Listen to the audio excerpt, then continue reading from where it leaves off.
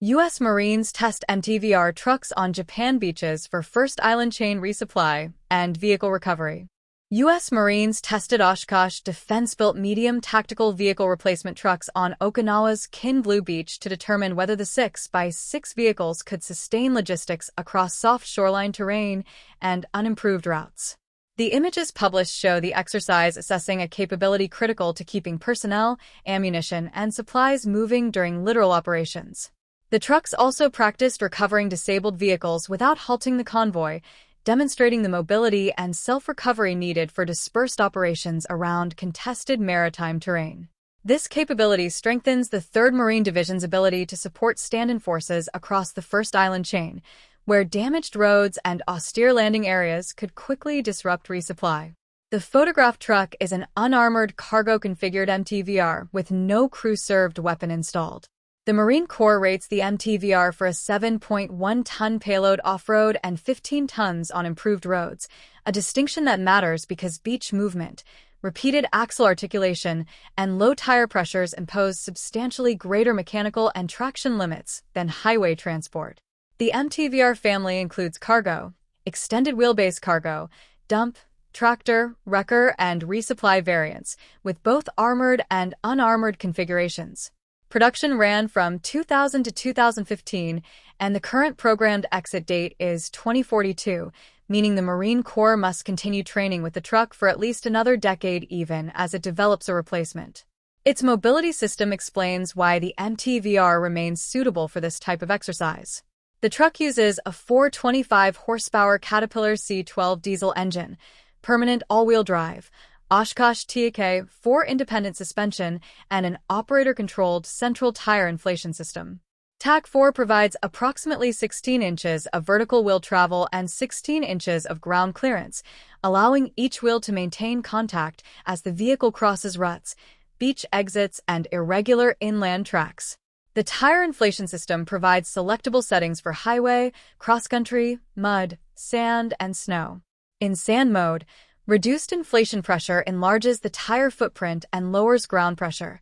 The trade-off is greater tire flex, higher heat accumulation, and reduced tolerance for abrupt steering or sustained high-speed travel. The main training problem is not simply whether the truck can drive along a beach.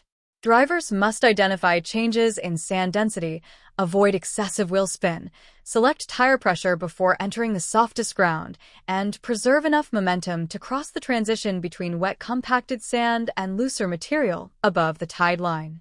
They must also maintain vehicle spacing because each MTVR deepens existing ruts and reduces the bearing strength available to following trucks. A single mired vehicle can obstruct a narrow beach exit and halt an entire serial. Self-recovery drills therefore test recovery point selection, rigging, towing, ground guiding, and coordination between drivers before a dedicated wrecker can reach the site. The operational result is measured in time, how quickly the route can be reopened, and how much cargo movement is lost while recovery is underway.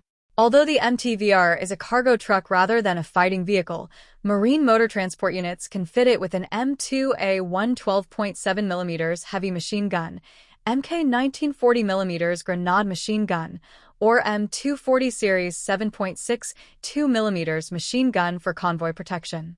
Truck Company, 3rd Marine Division, has previously trained with the M2A1 and M240B because its vehicles move personnel and supplies close to forward units, while other Marine units have fired both the M2 and Mk19 from 7-ton trucks. The M2A1 weighs 86 pounds for the receiver and barrel assembly, measures 67.75 inches with its flash suppressor, fires at 450 to 600 rounds per minute, and has an effective range of 1,830 meters.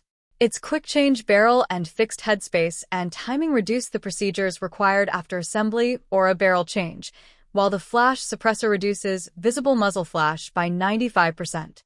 From an MTVR, the weapon is intended to suppress personnel and engage small boats or lightly protected vehicles along a convoy route. It does not provide the sensors, stabilization, or protection associated with a dedicated combat vehicle. The Mk19 produces a different effect. The 77.6-pound belt-fed Grenade machine gun has a point target range of 1,500 meters and an area target range of 2,212 meters. Its M430A1 high-explosive dual-purpose cartridge can penetrate approximately 3 inches of steel and is used against personnel, field positions, and lightly protected vehicles.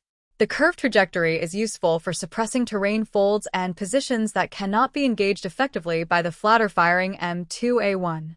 However, the photographed MTVR has neither weapon nor an armored turret, and fitting one would not remove the truck's vulnerability to mines, anti-armor weapons, artillery, or unmanned aerial vehicles. The reason for retaining this training focus is logistical rather than symbolic.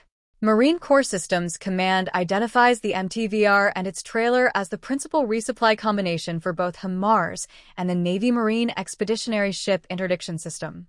A 7.1-ton off-road load can carry missile reloads, fuel, water, generators, communications equipment, or engineering stores from an unloading point to a temporary firing position.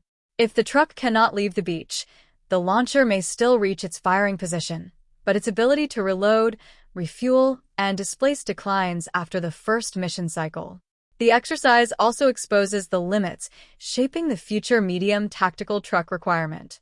The Marine Corps is seeking 10, 15, and 20-foot cargo configurations, hybrid electric propulsion, 10 kilowatts of onboard generation, up to 30 kilowatts of exportable power, a 70% off-road operating profile, and 60-inch waterfording capability.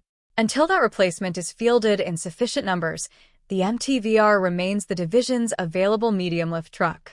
Training at Kinblue Beach is therefore intended to reduce a specific operational risk: the loss of ground distribution capacity between a littoral landing point and dispersed firing, air defense, or command positions.